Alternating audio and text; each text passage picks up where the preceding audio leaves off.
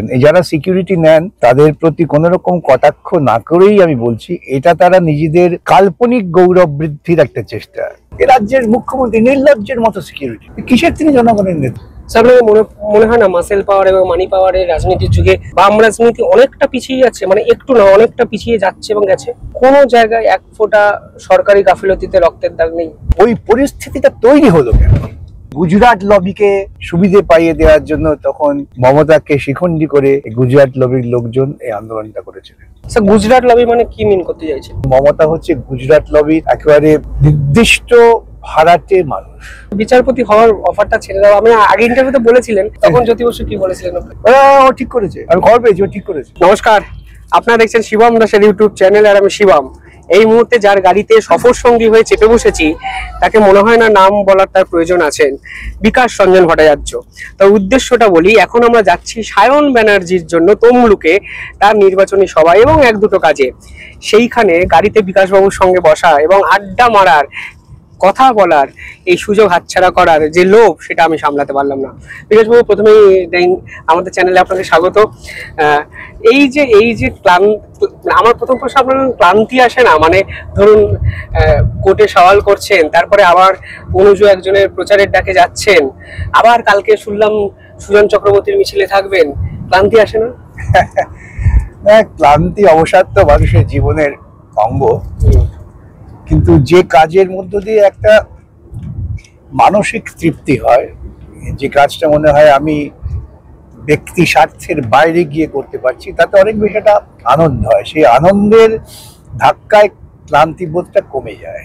ক্লান্ত তো বোধ করি, ক্লান্তি তো হয়, কিন্তু আমি বলি ক্লান্তি আমার ক্ষমা করে হয়ে প্রভু। স্যার, শারীরিক ধকল তো একটা আছে। ধকল হয়, শারীরিক ধকল অনেক হয় বলে মাঝে মাঝে বিভিন্ন জটিল রোগে আক্রান্ত হয়ে পড়ি। আমার এখনো মনে নেই, আমার স্পেস মেকার আপনার বসানোর একটা নিদান দিলেন ডক্টর। আমি আপনাকে দেখতে গেছিলাম এবং আমি বোধহয় উপরে প্রথম গিয়ে আমি দেখলাম যে you are very much in casual mood, কিছুই হয়নি, ঠিক হয়ে যাবে। বাড়ি থেকে কিছু বলে না তারপরে? যে বাড়ি থেকে বলেন, আমার স্ত্রী তিনি খুব উদ্বেগের মধ্যে থাকেন এবং তিনি ভাববেন যে যাই হোক কি করা যাবে, আর এইরকম একজন অশান্ত মানুষকে যখন গ্রহণ করেছি তার দায় বইতে হবে, এই তার ভাবনা আর কি। তো মানে এই নিয়ে কি স্যার ঘরোয়া কোন্দল ছোটখাটোর মধ্যে পড়েছেন? স্বভাবতই আমি অসুস্থ হয়ে পড়লে তো পুরো চাপটাই ওর ঘাড়ে পড়ে, সুতরাং ওর পক্ষে একটু বিরক্তি হওয়া স্বাভাবিক। যার ফলে মাঝে মাঝে আপত্তি করেন, এখানে যেও না সেখানে যেও না, কিন্তু যখনই বোঝে যে এটা গুরুত্বপূর্ণ কাজ তখন কখন আপত্তি করে না। আপনি যে রাজনীতি করেন, মানে রাজনৈতিক মঞ্চে যান, প্লাস আপনার পেশা, এই নিয়ে পরিবারের কখনো কোনো আপত্তি ছিল না? না, আমরা দুজনে যখন পরস্পরের সঙ্গে বোঝাপড়ার পর্যায়ে চলছে, আমি তো তখন থেকেই রাজনীতি করি এবং আমি রাজনীতি করি এবং দুঃসাহসিক কাজ করি বলেই হয়তো আমার প্রতি ওর একটা অনুরাগ জন্মেছিল, কারণ আমি ছেলেবেলা থেকে এইরকম। আপনার এই পারস্পরিক বোঝাপড়ার এই বিষয়টা কবে শুরু হয়েছিল? মানে রাজনীতি করতে করতে কি স্যার শুরু হয়েছিল? বহুদিন। স্যার, তারপরে রাজনীতিটা সে অর্থে একটু তুলনামূলকভাবে সাইডে রেখে পেশাটাকে বেছে নেওয়া, এই জীবনের এই গতিটাকে কিভাবে নিয়ন্ত্রণ করবেন? আমি কখনোই কোনো কিছুই বাদ দিয়ে করে দিই, পেশাটাকেও গ্রহণ করেছি। কেন? জীবিকা দরকার। আমাদের নিম্ন মধ্যবিত্ত পরিবার থেকে এসেছি, আমাদের তার কোনো পেছনে সাহায্য করার মতো কেউ ছিল না বা কিছু নেই। সভাপতি নিজের জীবন জীবিকার তো ব্যবস্থা করতেই হবে, সেই জন্য পেশা চলেছে, রাজনীতিও চলেছে, কোনো ক্ষেত্রেই আমি খামতি দিইনি। এবং এটা এক সময় অনেকের ধারণা হয়েছিল যে এবার পেশায় ঢুকেছে মানে রাজনীতি থেকে চলে গেল, কিন্তু সেটা কখনোই হয়নি। স্যার, এখন তো আপনার পদ অনুসরণ করে বহু আইনজীবী রাজনীতিতে আসছেন, অ্যাক্টিভ পলিটিক্সে আসছেন। মানে এবছরই যদি আপনাদের প্রার্থী দেখেন, সব্যসাচী চ্যাটার্জি, সায়ন ব্যানার্জি, একটা উৎকৃষ্ট উদাহরণ। সো এই বিষয়টা আপনি কিভাবে দেখেন? আইনজীবীদের কত বেশি? আমি নিজে মনে করি যে আইনজীবীরা হচ্ছেন সমাজ সচেতন না হলে আইনজীবী হওয়া যায় না, এবং আইনের পেশাটাই কিন্তু মানুষকে সাহায্য করার জন্য, মানুষকে রেহাত দেওয়ার জন্য। তা সেটা তো শুধুমাত্র একটা মামলাকে কেন্দ্র করে মানুষকে তো মুক্ত করা যায় না, তাহলে ব্যবস্থাকে পাল্টাতে হয়। আমি যখন কোনো শ্রমিকের হয়ে মামলা করি, গরিব কৃষকের হয়ে মামলা, আমার জীবনে বিচিত্র অভিজ্ঞতা আছে। সেক্ষেত্রে সবটাই দেখা গিয়েছে যে এই সমাজের যে ব্যবস্থা, এই অর্থনৈতিক বৈষম্য, এটাকে যদি পাল্টানো না যায় তাহলে মানুষের দুঃখ কষ্ট ঘুচবে না, থেকেই যাবে। এবং সেটাই তো আমাদের ভারতবর্ষের সংবিধানের লক্ষ্য। আমাদের যারা স্বাধীনতা সংগ্রাম করেছেন, প্রচুর আত্মত্যাগ করেছেন, সেই স্বাধীনতা সংগ্রামের প্রথম সারিতেও কিন্তু অধিকাংশ মানুষই ছিলেন আইনজীবী। অর্থাৎ তাদের সমাজ সচেতনতা অনেক বেশি থাকার ফলে তারা এই কাজ করতে পারেন। আমার সঙ্গে যারা পেশার কাজে সহযোগী হিসেবে কাজ করেন, সকলেই এরকম সমাজ সচেতক হিসেবেই বিভিন্ন ধরনের কাজ করেন। আজকে রাজনৈতিক মঞ্চে প্রকৃতপক্ষে আমার 3 জন জুনিয়র তারা প্রতিদ্বন্দ্বিতা করছেন, সব্যসাচী, সায়ন, নীলাঞ্জন। এতে আমি খুব খুশি, কেন আমি চাই নতুন প্রজন্মের ছেলে মেয়েরা, যাদের মধ্যে অনেক বেশি উৎসাহ আছে, প্রাণ প্রাচুর্য আছে, তারা সমাজের বৃহত্তর কাজের জন্য নিজেদের ব্যস্ত রাখুন। এটাই একমাত্রই আশা। এবং আমার সঙ্গে যারা আছেন আমি বলতে পারি তারা এই আশাটা পূর্ণ করছেন। সবাই হয়তো অ্যাক্টিভ রাজনীতি করেন না, কিন্তু গরিব মানুষের মামলা নিয়ে তারা যথেষ্ট সক্রিয়ভাবে কাজ করেন। স্যার, যে ব্রত নিয়ে রাজনীতিতে এসেছিলেন, যে সমাজ সংস্কারক এই ভূমিকাটার কথা যেটা উল্লেখ করছেন, কতটা করতে পারলেন? কারণ রাজনীতিটা সম্পূর্ণভাবে বদলে গেছে। করতে পেরেছি বললে বেশি কথা বলা হবে, কিন্তু এটা তো একটা অচলায়তন পাহাড়, তাকে তো আমায় ধাক্কা দিয়ে দিয়ে সরাতে হবে। আমি মাও সেতুং এর একটা চীনে উপকথা পড়েছিলাম যে বুড়ো সে পাহাড় ভেঙেছিল। ধীরে ধীরে ধীরে হবে। আমরা তো চাইছি সমাজ পরিবর্তন করতে। এই সরকার পরিবর্তন 5 বছর পর পর এটা কিন্তু একটা প্রাথমিক ধাপ আমি মনে করি। কিন্তু সমাজে এই যে অর্থনৈতিক বৈষম্য, একটা মানুষকে আরেক দল মানুষ শোষণ করছেন, এই যে অর্থনৈতিক চিন্তা ভাবনা, তার বিরুদ্ধেই তো আমাদের লড়াই। অতএব এটা একটা দীর্ঘস্থায়ী লড়াই, এটা 500 মিটার দৌড় নয়, বিরাট ম্যারাথন। সেই জন্য কিন্তু স্যার রাজনীতিটা মানে আমি বলতে রাজনীতির সংজ্ঞাটাই বদলে গেছে। মানে আপনি আমার রাজনীতির অর্থ বল, লোক বল, যার পাশে যত লোক নিয়ে যাবে। মানে আমি একজন এমপির গাড়িতে ট্রাভেল করছি, আশেপাশে কোনো সিকিউরিটি নেই, এটা ভাবলেও তো আমার নিজের মধ্যে তো অবাক লাগছে। মানে আমি এটা আপনাকে বলতে চাই, মানে আমার একজন বন্ধু যে প্রার্থী, তার সিকিউরিটি আছে, আমার তার সাথে কথা বলার জন্য আমাকে ওরকম ভাবে ফেস করতে হয় না। বাট আমি দেখেছি তার চারিপাশে লোক বল দাঁড়িয়ে থাকে। না দেখুন, এগুলো না ব্যক্তিগত বোধের ব্যাপার। আমি মনে করি না যে কোনো সিকিউরিটি নিয়ে ঘুরতে হবে। আমি যদি মানুষের সঙ্গে থাকি, মানুষের সঙ্গে কাজ করি, তাহলে মানুষই আমাকে সহায়তা করবে। সিকিউরিটি কি প্রয়োজন? এই যারা সিকিউরিটি নেন তাদের প্রতি কোনো রকম কটাক্ষ না করেই আমি বলছি, এটা তারা নিজেদের কাল্পনিক গৌরব বৃদ্ধির একটা চেষ্টা, যে আমি এত বড় একজন ব্যক্তি, আমার পেছনে 4 জন লোক ঘুরে বেড়াচ্ছে। অনর্থক। কেন সিকিউরিটি দেওয়া হবে? আমার মনে আছে আমি যখন ত্রিপুরাতে অ্যাডভোকেট জেনারেল হিসেবে পার্টির নির্দেশেই গেলাম, তখন ত্রিপুরা ভয়ানক উত্তাল সেই সময়। তো আমি যাওয়ার পর ওখানে ওরা সিকিউরিটি হ্যাঁ না, আমি কাউকে দিতে হবে না। কিন্তু আমার কথা অমান্য করে তারা 2 জন সিকিউরিটি পাঠিয়ে দিয়েছেন রাত্রিবেলা, আমি যে কোয়ার্টারে থাকতাম। তো সেখানে আমি তাদের বললাম, ভাই তোমরা দয়া করে বাড়ি চলে যাও, কেন তোমাদের নিরাপত্তার জন্য আমায় জেগে থাকতে হবে, আমার নিরাপত্তার জন্য তোমাদের জেগে থাকতে হবে না। সে তাদের তখন পাঠিয়ে দিলাম। এবং পরবর্তীকালে আমি বললাম সরকারকে যে সবার সিকিউরিটি তুলে নিন আপনারা। সরকারের দায়িত্ব হচ্ছে সামগ্রিক নিরাপত্তার ব্যবস্থা করা। তা মামলা হলো, মামলা করলেন তখন কংগ্রেসের এক নেতা, আগে ওই রাজ্যের অ্যাডভোকেট জেনারেল ছিলেন। উত্তেজিত হয়ে তিনি বলছেন, হ্যাঁ আমাদের সব সিকিউরিটি প্রত্যাহার করা আছে ইত্যাদি ইত্যাদি। অ্যাডভোকেট জেনারেল নিজে কত সিকিউরিটি নিয়ে করে বেড়ান। তা আমি হাসতে হাসতে আদালতকে বলেছিলাম, হুজুর তুমি আদেশ দিয়ে দাও যে অ্যাডভোকেট জেনারেল যা সিকিউরিটি পান সেই সিকিউরিটি সমস্ত নাগরিককে দিতে হবে।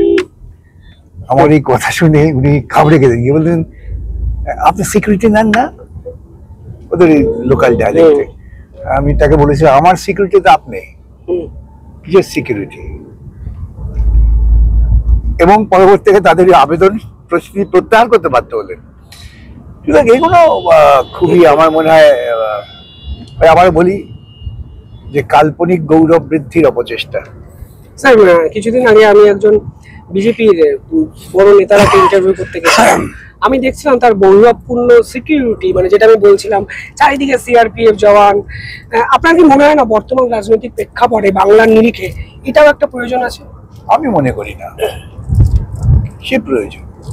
আমি জানি গুন্ডারা আক্রমণ করে, আমি তো কত জায়গায় মার খেয়েছি।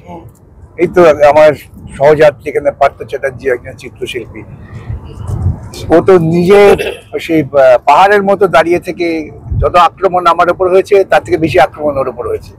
10টা ঘুষি মারলে ও 9টা খেয়েছে, আমি একটা খেয়েছি। তো সেখানে সিকিউরিটি দরকার হয়নি, আমার সঙ্গে ছিল সেই আমার সিকিউরিটির ব্যবস্থা করেছে।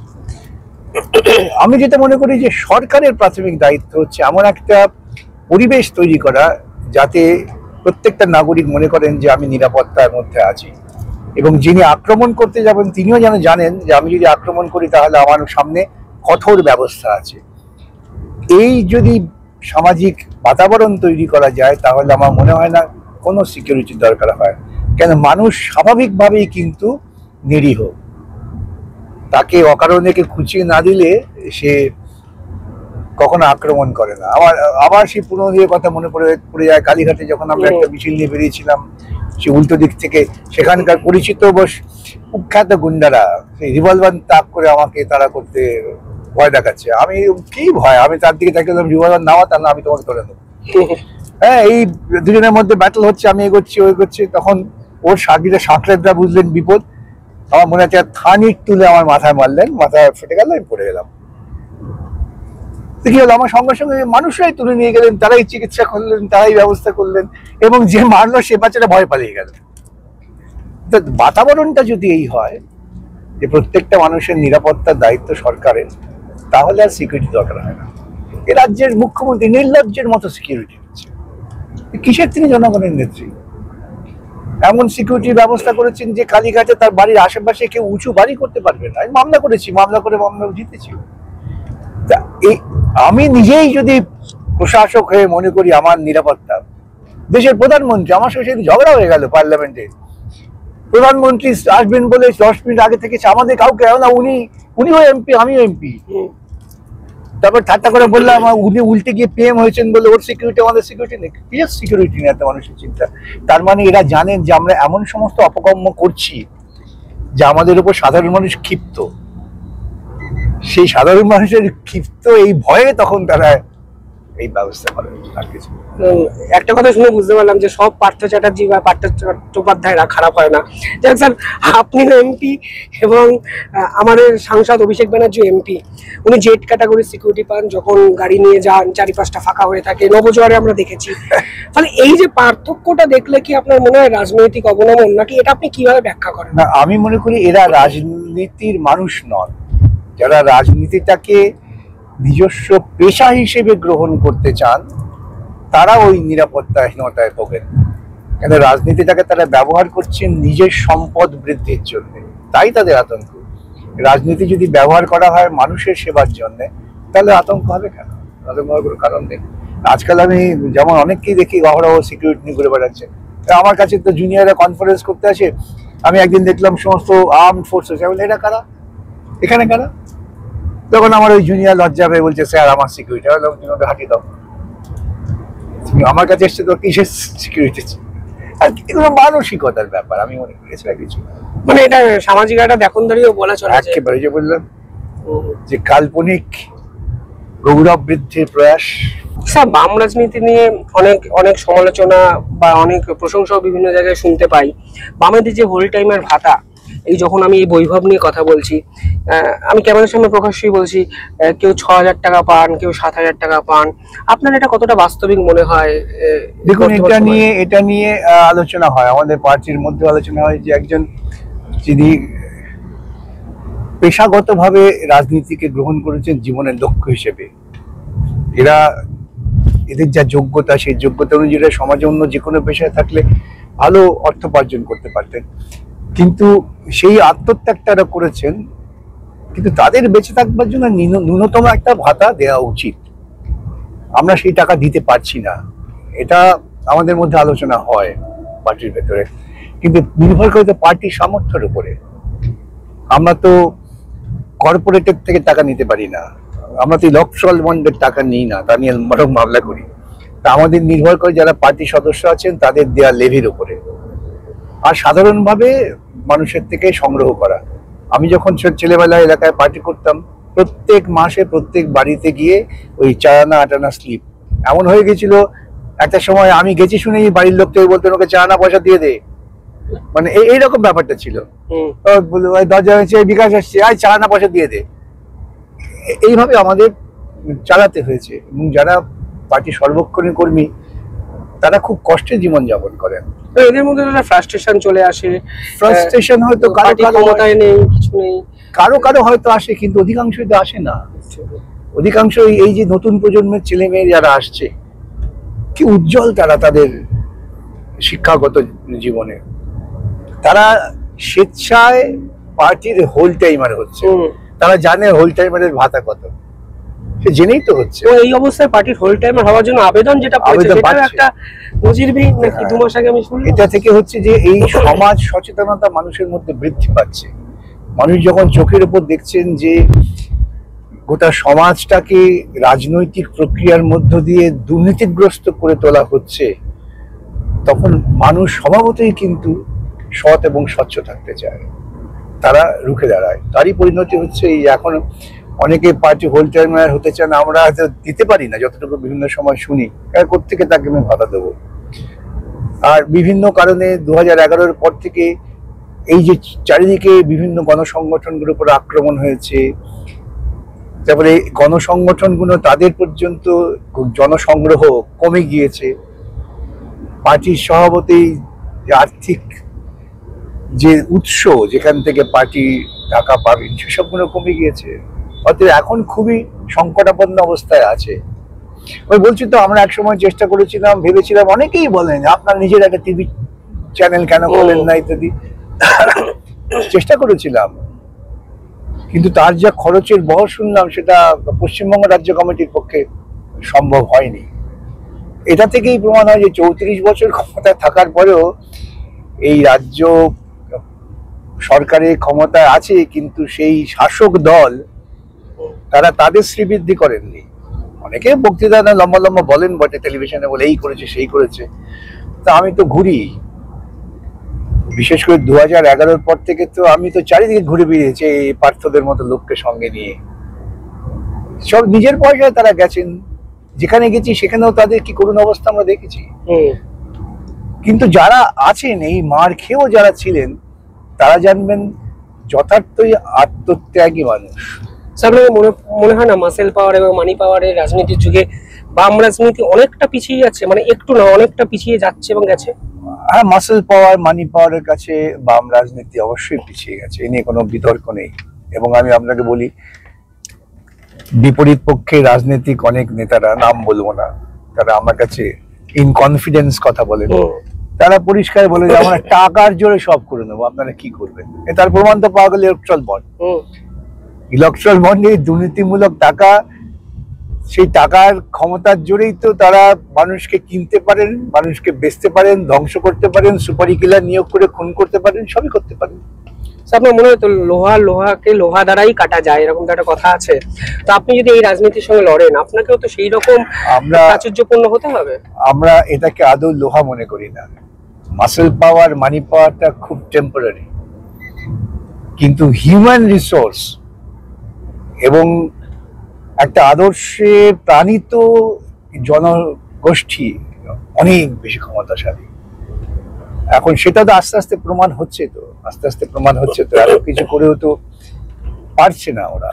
দক্ষিণপন্থীরা এত টাকা, এত পয়সা, এত প্রচার মাধ্যম, এই সত্ত্বেও তো করতে পারছে না। আমি সেদিনকে, কালকে না পরশু কোথায় একটা টিভি ইন্টারভিউ দেখছি, একটা ইয়াং ছেলে, আমাদের রাজ্যে না, ভিন্ন রাজ্যে, তারা বলছে দেশের সবচেয়ে ক্ষতি করেছে 5টি ব্যাপার, একটা মোদির ভাষণ, আরেকটা অমিত শাহর ভাষণ, এসব বলে পঞ্চমটা হচ্ছে আপনারা মিডিয়া, যারা গদি মিডিয়া।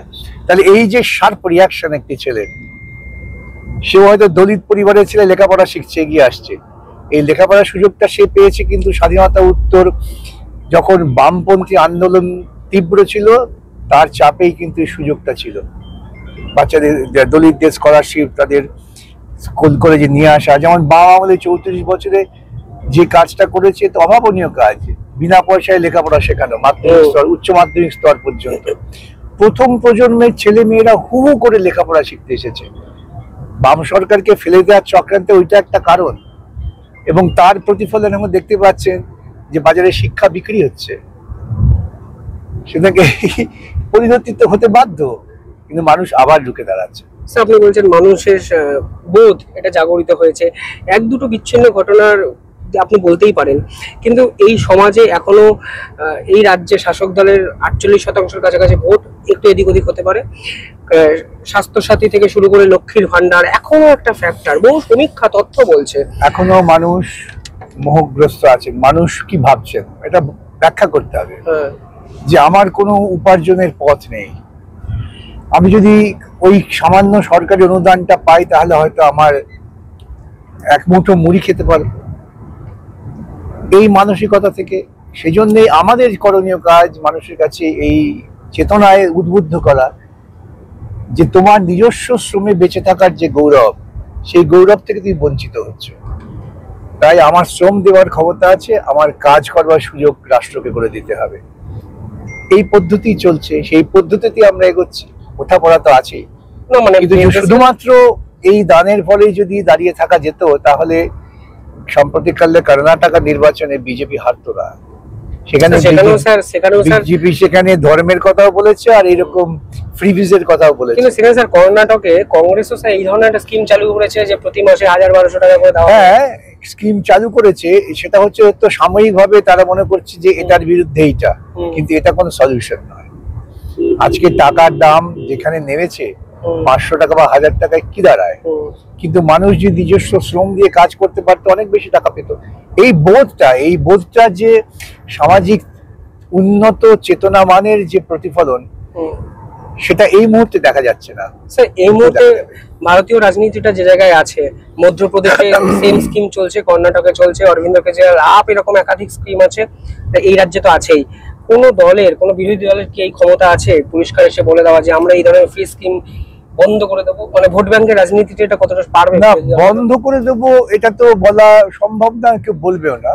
কিন্তু আমি বলবো যে আমরা এমন ব্যবস্থা করব যে এই ধরনের অনুদানের প্রয়োজন হবে না। এটা সরকারের দায়। এই যেমন স্কুলে বিনা পয়সায় পড়ানো, অনুদানের প্রয়োজন নেই, এটা তো তোমার অধিকার, তুমি আসছো।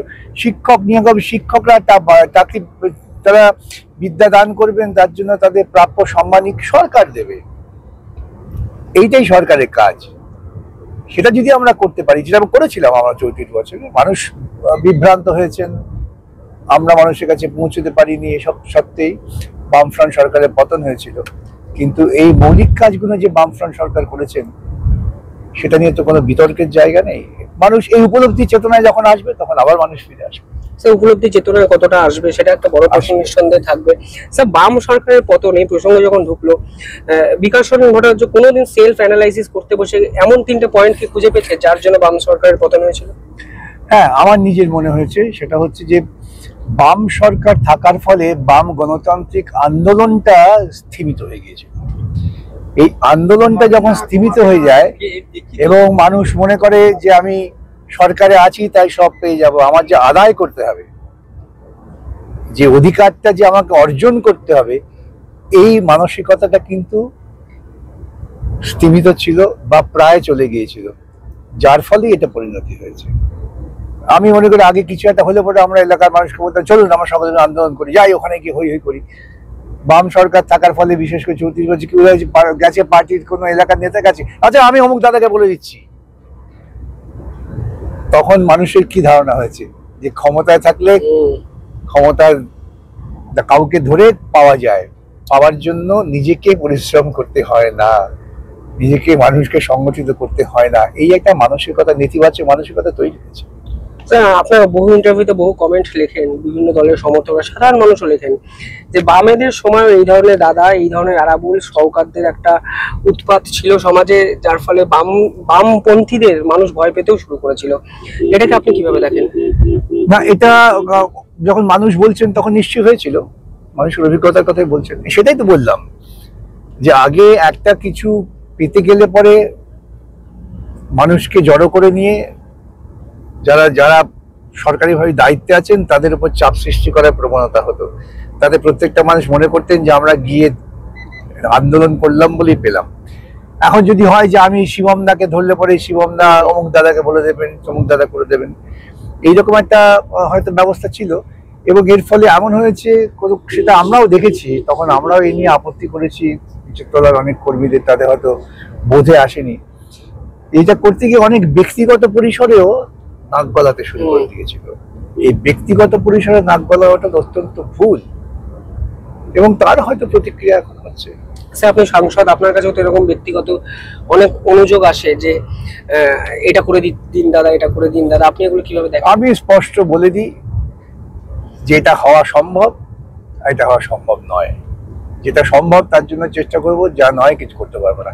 আমি কোনো স্তোক বাক্যের মধ্যে মানুষকে রাখি না, মানুষকে যতটুকু সম্ভব হয় করে দেবো। স্যার, আপনার কি মনে হয় রাজনৈতিক নেতাদের একটা মার্কশিট 5 বছর অন্তর অন্তর প্রকাশ করা উচিত, যে তোমাদের ভোটে আমরা নির্বাচিত হচ্ছি, এই জিনিস আমরা করেছি, যেটা হয় না? সেটা তো 5 বছর পর পর মানুষ ভোট দিয়ে তাদের অভিজ্ঞতার ভিত্তিতে ঠিক করেন, কিন্তু মানুষের অভিজ্ঞতাটা কিন্তু শুধু মানুষের অভিজ্ঞতা নির্ভর হয় না। মানুষের অভিজ্ঞতার যে শিক্ষা সেটাও পাল্টে যায় প্রচারের নির্ভরে। এবং সেটা আজকের কথা না, তো 90 দশকে নোয়াম চমস্কি বলেছিলেন যে ম্যানুফ্যাকচারিং কনসেন্ট, মানুষের মতামত পর্যন্ত তৈরি করা হচ্ছে। তো আমি একটা উদাহরণ দিই, আজকাল সবাই জিন্স পরছে, একই ধরনের সবাই নীল জিন্স পরছে। আরে আমাদের যে আগে নিজস্ব পোশাক পছন্দের বৈচিত্র্য ছিল সেটা নেই, মানুষ কি আর ভাবছে না? তা না, এমন প্রচারের ধাক্কা, মানুষ ভাবছে জিন্স পরলে স্মার্ট হবো আমি, তাই ও করেছে, ও স্মার্ট মেয়ে অবশ্য। এই এই যে চিন্তাটা তৈরি করা হলো, আমি তো বলি যে কোকা কোলা, পেপসি এটা অত্যন্ত স্বাস্থ্যের পক্ষে ক্ষতিকারক। কিন্তু যদি আমি কনস্ট্যান্ট দেখি, আরে বাবা শাহরুখ খানকে আমি দেখছি সে ফিল্মের হিরো, বা অমিতাভ বচ্চনকে দেখছি তারা খাচ্ছে, তারা কিন্তু খায় না, বিজ্ঞাপন করে, তো এটা দেখে তো আমি প্রভাবিত হলাম। এইভাবে প্রচারের ধাক্কায় মানুষের কিন্তু চিন্তা চেতনাও প্রভাবিত হয়। সে হাজারো কষ্ট থাকলেও তা প্রভাবিত হচ্ছে। এই যেমন শেখানো হয় না, ইংলিশ মিডিয়ামে না পড়লে পরে লেখাপড়া শেখা যায় না, এইরকম একটা আত্মহননকারী কথা প্রচার হচ্ছে।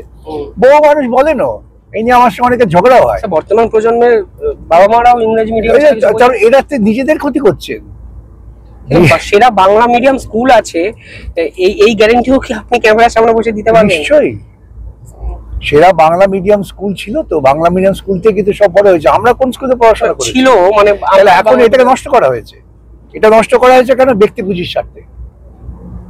ব্যক্তি পুঁজির স্বার্থে তারা ওই সাজগোজ করে স্কুল করবে, একটা বিল্ডিং করবে, এবং লোকে খেয়ে হোক না খেয়ে হোক টাকাটা যা উপার্জন করছে ওই দিয়ে দিল তাদের কাছে। এবং তার পরিণতি কি, এটা বোঝা উচিত ছিল। যখন এই প্যান্ডামিক হলো, সেই সময় বহু পরিবার তার ছেলে মেয়ের বেতন দিতে পারেনি বলে তাদের স্কুল থেকে বের করে দেওয়া হয়েছে, মামলা করে ঠেকাতে হয়েছে। এখনো ভারতবর্ষের বুকে যেহেতু আদালত একটু নড়েচড়ে বসেন, তাই এটা হলো, কিন্তু বাস্তব অভিজ্ঞতা তো তাই। স্যার, সাংসদ হিসাবে যদি মার্কশিট প্রকাশিত হয় এবং একটা ডিবেট শোতে যদি আপনাকে অপোজিট পার্টির কেউ জিজ্ঞেস করেন যে বিকাশ রঞ্জন ভট্টাচার্য সাংসদ হিসাবে কি করেছে, আপনার উত্তর কি হবে? প্রথমত সাংসদের কাজটা কেটে বুঝতে হবে। আমি দেখি অদ্ভুত ভাবে লোকে প্রশ্ন করেন, সাংসদ হিসেবে আপনি কি করেন, আপনি এলাকার কলেজ জল, হ্যাঁ তা না, এগুলো তো সংসদীয় ব্যবস্থা সম্পর্কে ধারণা না থাকার পরিণতি।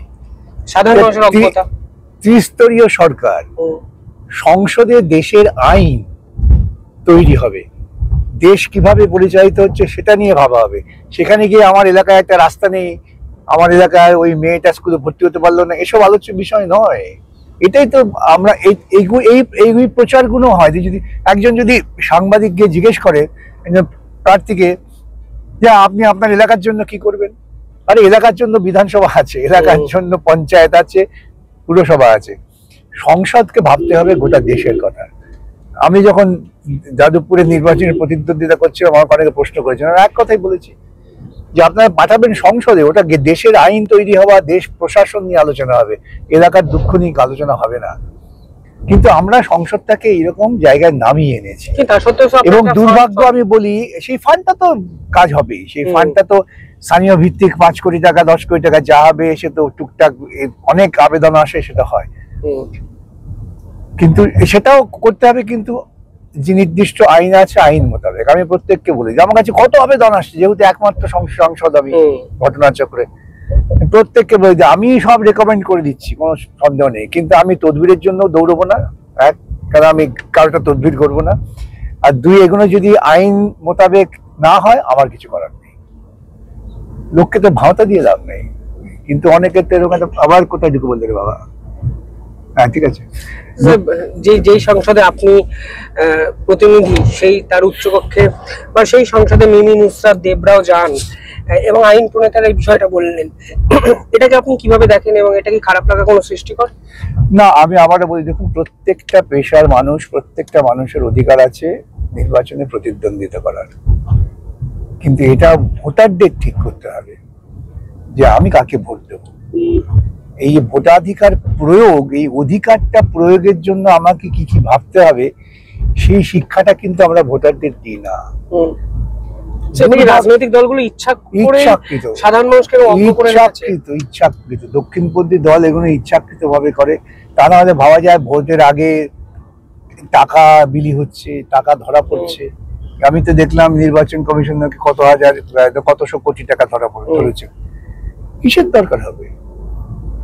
মানুষের কাছে যাবেন, আপনি বোঝাবেন, তাকে বলবেন, এবং এই বোঝানো বলাটা মানুষের অধিকারটা একটা ধারাবাহিক প্রক্রিয়া। দেখবেন আমি প্রত্যেকটা বক্তৃতায় বলার চেষ্টা করি যে আমাদের প্রজাতান্ত্রিক অধিকারটা কি, আমরা কিভাবে পেলাম, আমাদের কি করণীয়, এইটা বলতে হবে। বর্তমানে রাম এই বলেছে, হনুমান ওই করেছিল, আল্লাহ ওই কথা বলেছিল, এইসব কথা বলে লাভ নেই। বর্তমান যে যারা ভাষণ দেন, স্লোগান দেন, রাজনৈতিক কথাবার্তা বলেন স্টেজে, তাদের পাশে আপনার এই ভাষণটা সাধারণ মানুষের দৃষ্টিকোণে বড় বোরিং শুনতে লাগতে পারে।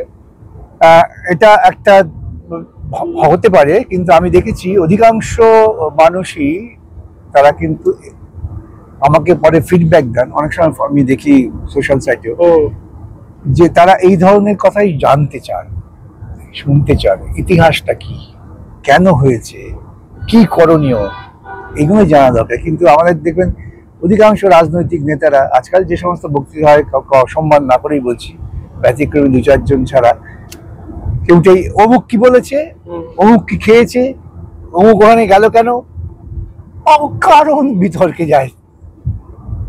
মানুষের কাছে মূল বিষয়গুলো হাজির করা হয় না, এটাই কারণ। স্যার, বাম যারা নতুন যারা বক্তৃতা দিচ্ছেন, টিভি মিডিয়ায় যাচ্ছেন, তাদের মধ্যে সকলে, অনেকেই আছে খুব ভালো বলে, নাম করবো না, অনেকেই আছেন বেশ ভালো বলে, দুপক্ষেরই অনেকেই আছেন খুব ভালো যুক্তিসঙ্গত কথা বলেন, ভালো লাগে। কিন্তু অধিকাংশ লোকই তো যুক্তির বাইরে গিয়ে চেঁচামেচি করেন, এটা একটা খুবই দুর্ভাগ্য। এইটা খুব খারাপ। এই যে সমস্ত ডিবেট শো আমরা দেখি টেলিভিশন চ্যানেলে, তা থেকে কি হয়, কি শিক্ষা পাবে ছেলেমেয়েরা? ঝগড়া করছে, একজন আরেকজনের কথা শুনতে চাইছেন না, অন্য লোকে যে কথা বলছেন তার পাল্টা জবাব আসছে না, এটা খুবই দুঃখ। Basically sir, debate show 2 minute সময় থাকে, নিজের পার্টিকে ডিফেন্ড করতেই তো 2 মিনিট চলে যাচ্ছে। ইস্যুর কথা কখন? আমি পার্টিকে ডিফেন্ড করার প্রশ্ন আসছে না তো, যে ইস্যুটা আলোচনা হচ্ছে সেই ইস্যু কেন্দ্রিক বলো। আর অন্য পক্ষ আবল তাবল কথা বলে ঘুরিয়ে দেওয়ার চেষ্টা করে, সেটাকেও। স্যার, যারা আপনাদের পার্টির এখন মুখপাত্র, ধরুন শতরূপ ঘোষ, সায়ন ব্যানার্জি, যাদের কথা সোশ্যাল নেটওয়ার্কে যথেষ্ট সমাদৃত হয়, তাদের আপনি কি পরামর্শ দেবেন যারা টিভির পর্দায় যাচ্ছে? আমি প্রত্যেককেই যে পরামর্শ দিই সেটা হচ্ছে যে যখন কোনো আলোচনা হবে, সে আলোচনার বিষয়বস্তু ভিত্তিক আলোচনা করতে হবে, এবং সেই আলোচনার বিষয়বস্তুর মধ্য দিয়ে পার্টির যে দর্শন, সেই দর্শনটাকে তার ব্যাখ্যা অনুযায়ী হাজির করতে হবে, তবেই মানুষ বুঝতে পারবেন। অকারণে চেঁচামেচি করে, হই হই করে কোন লাভ হয় না। অনেক মিথ্যে কথা, অনেক, যেমন আমি একটা ধারাবাহিকভাবে মিথ্যে কথা বিভিন্ন বিপরীত পক্ষের রাজনীতিতে বলে যান, আমি তাদের বলিও মাঝে মাঝে। প্রথম কথা হচ্ছে যে সাই বাড়িতে নাকি রক্ত মাখা ভাত, দ্বিতীয় হচ্ছে মরিচ ঝাঁপি, তৃতীয় হচ্ছে বিজন সেতু। এই ধারাবাহিক ভাবে তারা এই মিথ্যে কথাগুলো বলে যান। আমি এইরকম একটা আলোচনায় কাউকে সঙ্গে সঙ্গে ফোন করে বলেছিলাম, বলো যে সাই বাড়ি নিয়ে একটা কমিশন হয়েছিল, জুডিশিয়াল কমিশন। সেই জুডিশিয়াল কমিশনটা হয়েছিল যখন সিদ্ধার্থ শঙ্কর রায় ক্ষমতায়, বামফ্রন্ট ক্ষমতায় নয়, জাস্টিস তারাপদ মুখার্জি কমিশন। সেই কমিশনের রিপোর্টটা বললেই তো বোঝা যাবে যে সাই বাড়িতে কি হয়েছিল। এই রক্তমাখা ভাতের গপ্পটা কারা তৈরি করলো? কারা করলো স্যার? মিডিয়া, একটা মিডিয়া লিখে দিল আর সবাই সেটা মনে করলো দারুণ ব্যাপার, ইন্টারেস্টিং, রোমাঞ্চকর ব্যাপার, এটাকে রোমাঞ্চকর ব্যাপার হিসেবে গ্রহণ করলো। মরিচঝাঁপি, আজকে মরিচঝাঁপি বা সুন্দরবনকে বাঁচাবার জন্য সরকারকে বিশেষ ব্যবস্থা নিতে হচ্ছে, যে তার ইকো ব্যালেন্স নষ্ট হয়ে যাচ্ছে।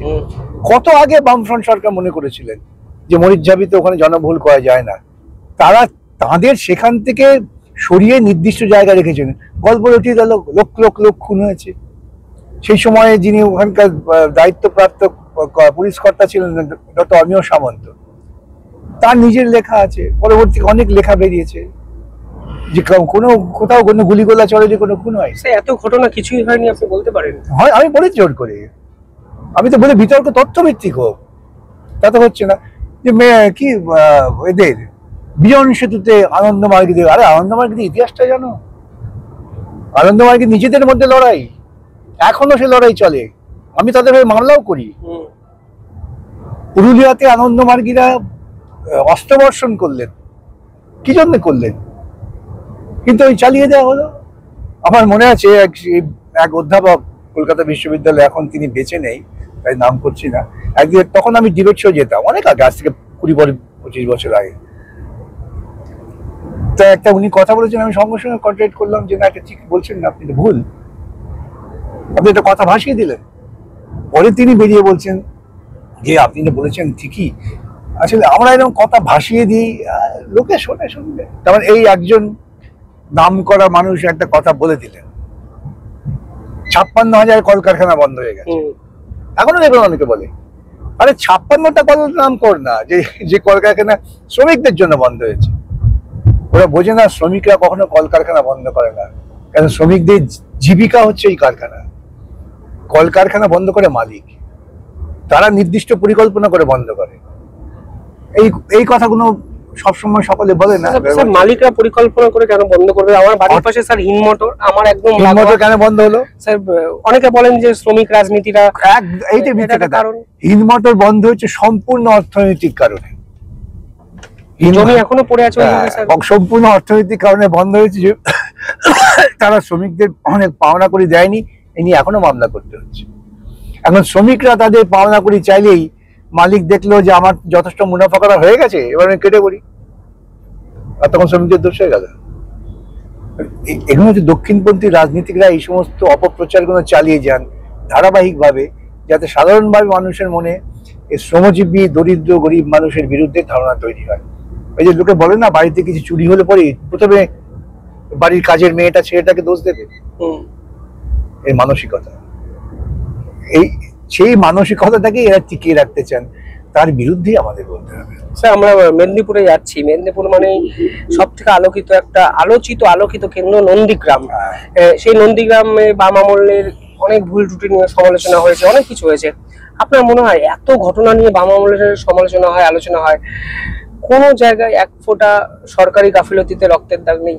আমি সে কথা বলছি না, আছে তো, মানুষ তো মারা গিয়েছেন, কিন্তু প্রশ্ন হচ্ছে যে ওই পরিস্থিতিটা তৈরি হলো কেন স্যার? এই পরিস্থিতিটা তৈরি করা হলো খুব পরিকল্পিত ভাবে, যাতে নয়াচারে কেমিক্যাল হাব না হয়। এবং আমি প্রত্যেক জায়গায় বলি যে গুজরাট লবিকে সুবিধে পাইয়ে দেওয়ার জন্য তখন মমতাকে শিখণ্ডী করে এই গুজরাট লবির লোকজন এই আন্দোলনটা করেছিলেন। স্যার গুজরাট লবি মানে কি মিন করতে চাইছে? বিজেপি পশ্চিমবঙ্গে যদি একটা কেমিক্যাল হাব হয়, তাহলে পশ্চিমবঙ্গে কিন্তু শিক্ষিত তরুণদের সংখ্যা বেশি এবং তাদের যোগ্যতাও বেশি। সেই আমার মনে হচ্ছে সেই সময় কেমিক্যাল হাব নিয়ে তো গন্ডগোল হচ্ছে। কিছু ছাত্র তারা আমার সঙ্গে দেখা করেছিলেন, তারা বলেন কোন একটা নামকরা ইনস্টিটিউটে, হয় শিবপুর কিংবা খড়গপুরের, যে স্যার কেমিক্যাল হাব হলে ভালো হবে, আমরা প্রচার করব, আপনি আমাদের সঙ্গে নিয়ে চলুন, ভাবনা বোঝাবো মানুষকে। কিন্তু এমন একটা বাতাবরণ তৈরি করে দেওয়া হলো, মানুষকে বোঝালো কি কেমিক্যাল হাব হলে ক্ষতি হয়ে যাবে জায়গাটা, ওই যে বোঝানো সবাই তৃণমূলীরা তাকে শুরু করে। আপনারা পাল্টা বোঝাতে পারলেন? এইটাই হচ্ছে ব্যর্থতা। নেগেটিভটা বোঝানো খুব সহজ, খুব সহজ। আমি এক্ষুনি যদি ওর দিকে আঙুল তুলে বলি যে এই মেয়েটা বাজারি মেয়ে, এখানে 4 জনই বিশ্বাস করে নেবে, কিন্তু মেয়েটা যে ভালো মেয়ে এইটা বলে প্রমাণ করতে করতে দম বেরিয়ে যাবে। কেন মানুষের মধ্যে প্রবণতায় থাকে নেতিবাচক জিনিসটাকে চট করে গ্রহণ করে। স্যার আপনার কি মনে হয় সিংহ নন্দীগ্রাম পুরোটাই নেতিবাচক প্রচারের একটা কালো অধ্যায়? পুরোটাই আমাদের ব্যর্থতা, আমরা পৌঁছতে পারিনি। আজকে সিঙ্গুর থেকে কারখানা তুলে নিয়ে গিয়ে সানন্দ, একটা অপরিচিত অন্ধকার গ্রাম, সেই গ্রামটা আজকে আলোক ঝলমল শহর তৈরি হয়েছে। সেখানে টেসলারের মতো কোম্পানি তারা কাজ করার জন্য আসছেন। এটা তো আমার সিঙ্গুর হতে পারত। আমার সিঙ্গুর বা পশ্চিমবঙ্গের ছেলেরা, বেকার ছেলেরা আনন্দে কাজ করতে যাচ্ছে, এটা তো উল্টো হতে পারত। এবং সেজন্যই বলি আমি যে মমতা হচ্ছে গুজরাট লবির একেবারে নির্দিষ্ট ভাড়াটে মানুষ। স্যার আপনি কথা বললেই, প্রশ্ন করলেই বিজেপিকে আক্রমণ করেন, তারপরে তৃণমূলকে আক্রমণ করেন। মানুষ ভাবেন আপনি অনেক বেশি বিজেপি বিরোধী, অনেক কম তৃণমূল বিরোধী। আপনি নিজেকে কিভাবে এটা ব্যাখ্যা করেন? বিজেপি হচ্ছে মূল শক্তি, তৃণমূল হচ্ছে তার সহযোগী। আমি যদি মূল শত্রুকে চিহ্নিত করে আক্রমণ না করতে পারি, তাহলে তো মূল শক্তিটা থেকে যাবে, সহযোগিতাটা ক্ষুদ্র, তাই না? সেই জন্য মূল শক্তি। আমার ভেতরে টিবি হয়েছে, হঠাৎ আমার কাশি হলো, কাশি কমাবার জন্য আমি একটা অ্যান্টিকাফ লজেন্স খেয়ে নিলাম, তাতে আমার কাশিটা কমলো, কিন্তু আমার টিবিটা থেকে গেল। সেই জন্য আমার প্রথম আক্রমণটা করতে হবে সোর্সে, আমি সেভাবেই ভাবি। স্যার যখন রাজনীতি শুরু করেছিলেন সে সময় কাদের কাদের সহচর্যে আপনি নিজেকে তৈরি করেছিলেন? কারণ কিছুদিন আগে মোহাম্মদ সেলিম আমার একটা ইন্টারভিউতে বলেছিলেন উনি মানব মুখার্জিকে খুব মিস করেন। এরকম মিস করার কি আপনার আছে? দেখুন, আমি যখনই রাজনীতি করতে ঢুকি ছাত্রাবস্থা থেকেই, তারপর থেকেই আমি একজন মানুষের সহচর্য পেয়েছি, তার নাম হচ্ছে গণেশ ঘোষ। তিনি চট্টগ্রাম অস্ত্রাগার বিদ্রোহের নায়ক ছিলেন, কমিউনিস্ট পার্টির সঙ্গে যুক্ত হয়েছিলেন। সেলুলার জেলে থাকাকালীন তিনি ডক্টর নারায়ণ রায়ের কাছ থেকে দীক্ষিত হয়েছেন। তার মতো মানুষকে দেখেছি, আর অন্য কাউকে আমার দেখবার প্রয়োজন হয়নি। স্যার তারপরে জ্যোতি বসুকে দেখেছেন, পরবর্তীকালে তো অনেককেই দেখেছি। জ্যোতি বসু এবং বুদ্ধবাবুর মধ্যে ডিফারেন্সটা কতটা, কেমন ছিল? চারিত্রিক দুজন মানুষ দুরকম হয়, কেমন দুজন মানুষ দুরকম। বুদ্ধদা যেহেতু আমরা একসঙ্গে যুব আন্দোলন করেছি, সে অনেক কাছে। জ্যোতিবাবু দূর থেকে দেখা, জ্যোতিবাবুকে তো আমি খুব কাছ থেকে দেখিনি, দূর থেকে তার শেষ সময় দেখার মধ্যে তিনি আমার প্রতি যে প্রত্যয় জ্ঞাপন করেছিলেন, সেটা অত্যন্ত সুখদায়ক। যেমন প্রথমত যখন আমি বিচারপতি পদে আমার নিয়োগ এসে গেল, খুবই অল্প বয়স। আজকাল অনেকে বলে আপনি থাকলে পরে চিফ জাস্টিস হতে পারতেন ইন্ডিয়ার। যাই হোক, বিচারপতি হওয়ার অফারটা ছেড়ে দাও, আমি আগে ইন্টারভিউতে বলেছিলেন, তখন জ্যোতি বসু কি বলেছিলেন? তখন বিতর্ক হচ্ছে পার্টির মধ্যে, ভাগ হলে দুদল বলছে নেওয়া উচিত। আমি বলছি আমি নেবো না, কারণ আমি ইতিমধ্যেই প্রত্যাখ্যান করে এসেছি। তখন ঠিক হলো, ঠিক আছে জ্যোতিবাবু আসুন, তো কিছু করবেন। জ্যোতিবাবু এলেন তখন পার্টি অফিসে, এসে চা মুড়ি খাচ্ছেন। তারপরে বিমানদার বোঝা বলেন, বিকাশ এসছে, ও ঠিক করেছে, আমি খবর পেয়েছি ও ঠিক করেছে। তারপর আমাকে ডেকে বললেন, তুমি যদি মনে করো তোমার ব্যক্তিগত সুযোগ সুবিধে, তোমার স্ত্রী তোমার পরিবার আনন্দ পাবেন, তাহলে তুমি নাও, আর যদি মনে করো জনগণের সেবা করবে তাহলে নিও না। আমি একটা শক্তি পেয়ে গেলাম, নিলাম না। কত লোক আমাকে, স্ত্রী কোনোদিন খারাপ, মানে কিছু খারাপ রাগ করেনি? বরং আমার যখন বিচারপতি হওয়ার প্রস্তাবনা হচ্ছে, তখন আমার বাবা বেঁচে ছিলেন, যখন নিয়োগটা আসে তখন বেঁচে ছিলেন না। তা আমি বাবাকে গিয়ে বলেছিলাম যে এরকম আমি শুনছি, এইরকম আমাকে ওরা নিয়োগপত্র দেবেন, কিন্তু পাঠিয়ে দেবে পাটনায়, এটা ঠিক না, আমি কি করব? আমার বাবা একটা কথা খুব বলতেন, ওসব ব্রাহ্মণের গরিমা। তিনি বলতেন যে এই এক ব্রাহ্মণের কথা আর কি, তিনি লক্ষ টাকা তাকে দেবে কে বলেছিল আর কি, সে লক্ষ টাকা দেবে বলে 1 টাকা কম দিয়েছিল, সে ব্রাহ্মণ সেটা ফেরত দিয়ে দিয়েছিলেন। এই লক্ষ টাকা দেবার মানুষ অনেক হতে পারে, লক্ষ টাকার কম নেবে না আছে কি সংসারে? বলুন, তুমি যদি মনে করো যে এটা তোমার ঠিক নয়, তুমি নেবে না। আমি বাবার ওই কথাটা শুনে প্রচন্ড বল পেলাম মনে, ফেরত দাও, কি আছে। যে পারিশ্রমিক সে সময় বিচারপতি হয়ে পেতেন, আইনজীবী হয়ে তো অনেক বেশি অর্থ পারিশ্রমিক সময় থেকে সময়ান্তরে বেড়েছে, তার অনেক সুযোগ সুবিধে। আইনজীবী জীবনটা হচ্ছে অনিশ্চয়তায় ভরা। আর বিচারপতি হচ্ছে নিশ্চয়তা, স্থির শান্তি।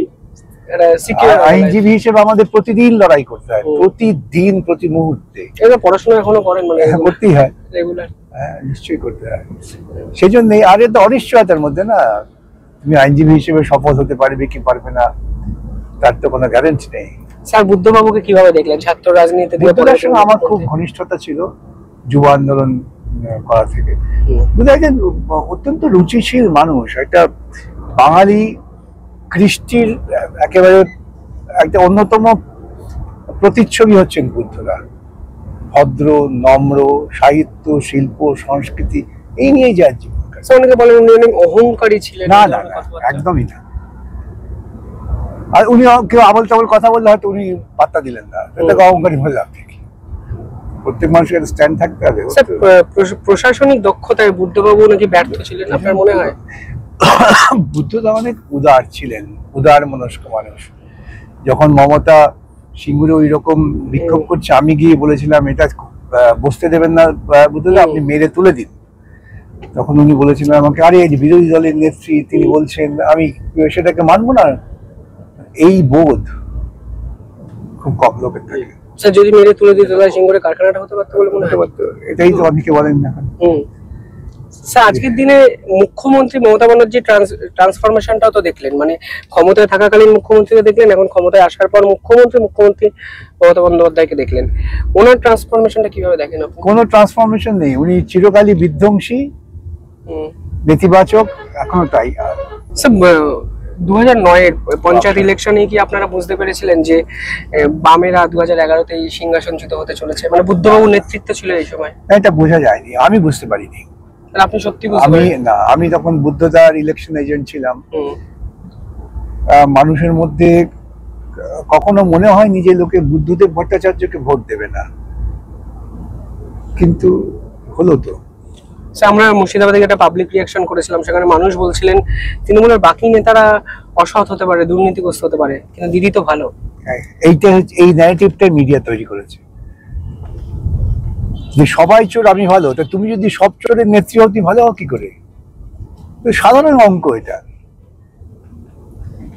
তুমি যদি সৎ হও তা তোমার কর্মীরাও সৎ হবে, তোমার কর্মীরা যদি অসৎ হয় তো তুমি তার থেকে বড় অসৎ, তাদের তুমি চলছো কেন, লালন পালন করছো কেন? এখন এই ন্যারেটিভ মিডিয়া তৈরি করে দেখবে। সাধারণ মানুষের এটা তো একটা ধারণা যে মুখ্যমন্ত্রী সৎ, টালির চালে থাকেন, ও নেতা নেত্রীরা এরকম করেছেন, এটার জন্য দায়ী মুখ্যমন্ত্রী নয়। ফলে এই ধারণা তো আপনি বদলাতেও পারছেন না, পারবেন না। হ্যাঁ, বদলাতে পারছি না, মানে বদলাচ্ছেও সাধারণ মানুষও।